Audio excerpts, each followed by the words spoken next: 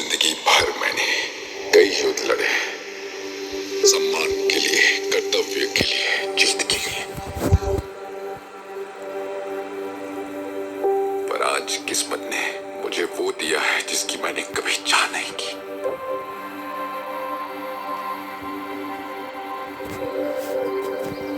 एक बेटी, तूफानों से अनछू हुई एक मासूम जिंदगी। मुझे सभी परम पिताओं की शक्ति दीजिए ताकि मैं एक आखिरी युद्ध लड़ सकूं, एक आखिरी दुश्मन को हरा सकूं और अपनी बेटी के पास लौट सकूं। एक योद्धा बनकर नहीं, सुकून बनकर, उसे युद्ध नहीं, शांति का एहसास दिलाने जो मेरे नसीब में नहीं था। पिताजी, मेरी पुकार सुन लीजिए।